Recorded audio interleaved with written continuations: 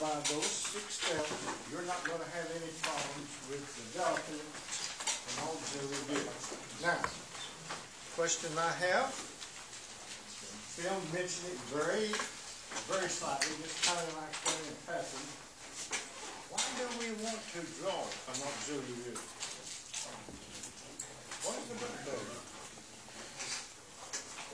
Yeah. Oftentimes, you're going to have to draw an additional view showing true shape and size of a particular feature that is not in the principal plane. Otherwise, it's not parallel to it. So we're going to make it parallel to the principal plane.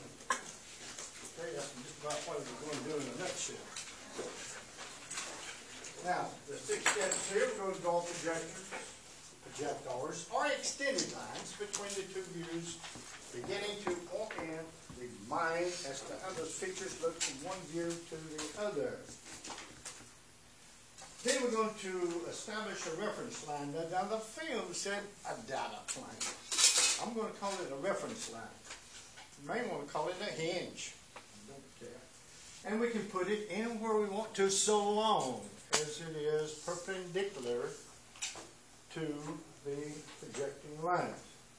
Then we're going to refer to page 155 in your textbook. We're going to refer to page 155 in your textbook. We're going to refer to page 150. And one student said, what page? 150. Has to do with putting numbers on the lines. Now, you've already had a little dose of that. We're really going to use it tonight. Ladies and gentlemen, let me suggest that to you. Use it as much as you possibly can until you have trained the mind how to visualize completely. Regardless where you take a position around an object, you'll be able to draw what you see. Okay? Now, we're going to put numbers on the line. Now that's about the 3rd step we're going to do. Then we're going to draw projectors perpendicular to that feature. So I'm going to revolve it out. Let's look at it here. This is G1 right here. K1, excuse me. That's the thing that we want to look at. And it's true shape and size. So to do that, we're going to have to kick it out 90 degrees to itself. And we're going to draw projectiles, and then we're going to establish a reference line in where you want to. And the 5th one, you're going to establish a reference line. Now on the 6th one, you're going to pick up your distances from view 2, and you're going to put it on view 3.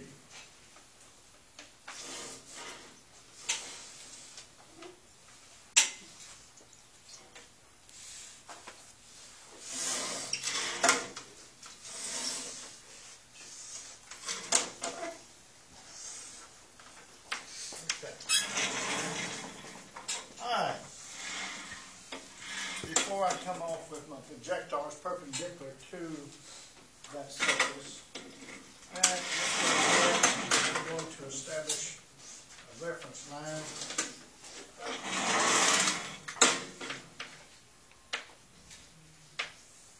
That's view 2, and coming off of view 1. Now you've already been working with this and off the great projection. You take in the front view here and you whip it about 90 degrees to itself, out came the end view, right? Alright, we're going to whip this in out 90 degrees to itself to get the true shape and size of surface A. Now let's go back and put those numbers in like it is in your book here. And I'm going to use the same ones here. Now if 2 surfaces come together, we see it. We're going to put the number on the outside. If we don't see that line, the end of it, we're going to stick the number on the inside. Okay?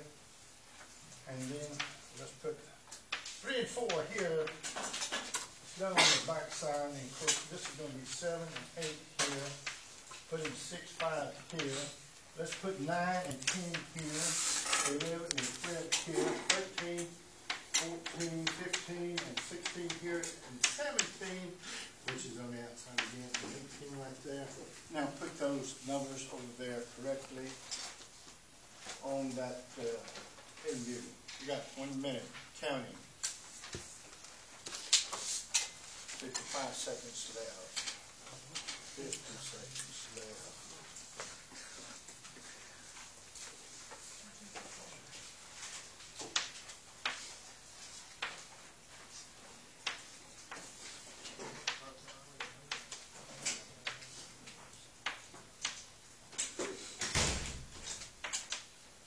Okay, 11 goes here, 12, 10 and 12 goes there. Let's see, 7 is going to 13 here, 8, 14, 3 is going to, let's put 15 here, 16 here, 1's going to 17, and 2 is 18. Are there any questions on how we put the numbers on the lines?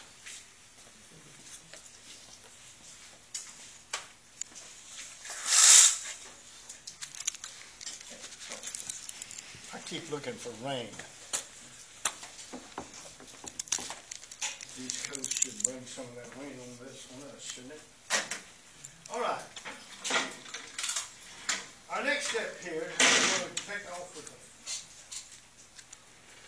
Is that a 90 to this? Let's check that out. Yes. He says yes. And I think he is, well, just about right. I'm 1 degree off. I hate that.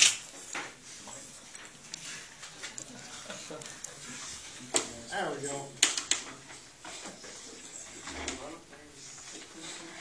Ladies and gentlemen, while I am putting this on there, right on that problem number 1 there, where it says surface A only, scratch through that and put the entire object like you see in problem 2, 3, and 4. Do that at this time, because I don't need to mix it with that.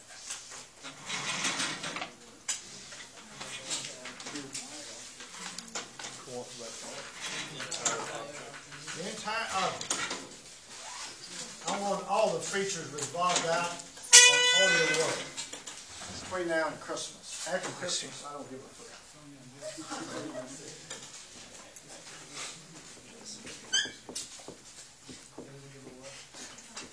Now, coming off of A, surface A, with those projectors, and I'm going to establish a reference line.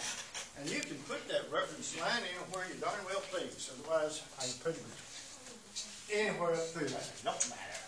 But I'm going to put it real close to here because I got it real close to here. Problem 2, 3, and 4. I see 2, they got it on the back side here, don't they? On 3, they put it on the object. And again on 4, they put it on the back side. On the object. But I'm going to establish mine. It's going to run perpendicular to my projectors. Oh yeah, on that those projectors, reference line 3, coming off of 1. Double check and be sure. I think they got those projectors are running. It should be perpendicular to those established reference line. Be sure that they are, and if they're not, make them running perpendicular to the object, okay? These, because it's been a reprint, they might have switched on you a little bit, otherwise they may be about a degree off. Put them back. All right, once you've done that, you're about 90% done. All we got to do now is transfer that dirt right up here. Or, let's say, let's take off number 1 right here. And here's number 1 here. Here's number 2. And label as you go. There's 1, that's 2. And I've got to draw a line between 1 and 2. Hey, does everybody understand that 7, 13, 6, 9, and 11, all those are the same distance from my reference line? Any question on that? Okay, I'm going to pick out this distance 7 down here.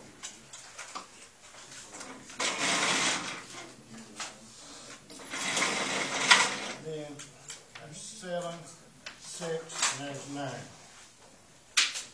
Everybody understand 4, 16, 5, 10, and 12, all the same distance.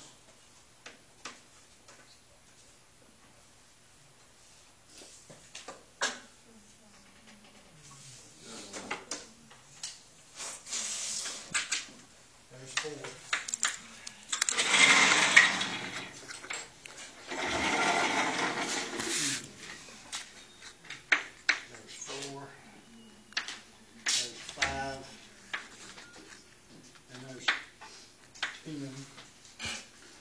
Okay, let me get 14 here.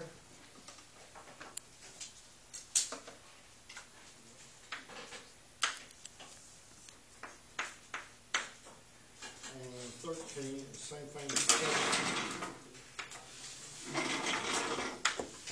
8.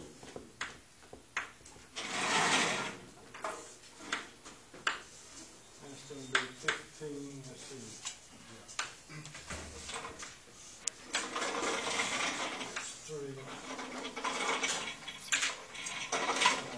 I got a 11 and 12 back here, deep in the corner.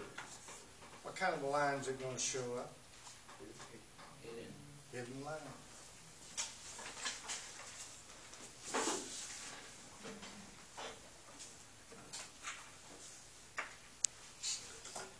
And of course it's going to be on the inside.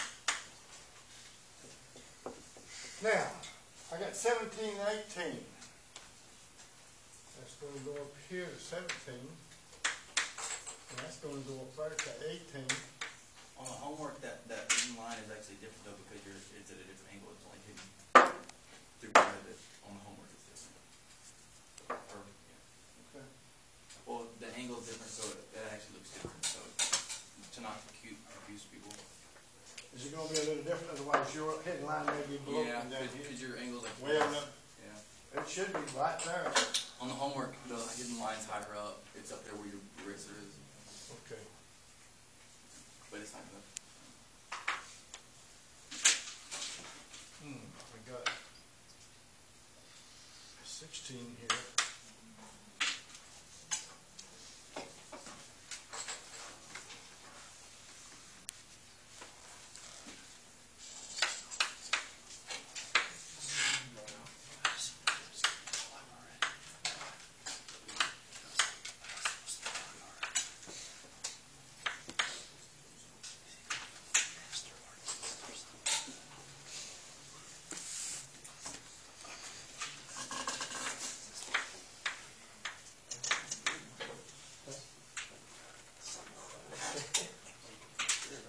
All right, listen up.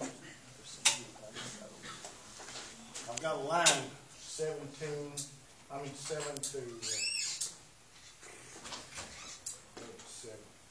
That's got to be 13 here. 13 to 14 right here. And then I've got a line from 15 to 16. Now there is not a hidden line in the back of this. I've got a surface here and here showing as a straight line, but when I roll that out 90 degrees, I'm going to see that surface, which is right here. And there's no hidden line there, so don't be guilty of putting me a hidden line back to there. I see that so many times. Now there's only one hidden line, 11 and 12. Okay? Now I'm getting a true shape of surface shape. Question. Everybody see this surface right there? Is that in its true shape and size? Yes, it is. Surface A is inclined, so it's not. Everything on that is perpendicular to the eye, true shape and size.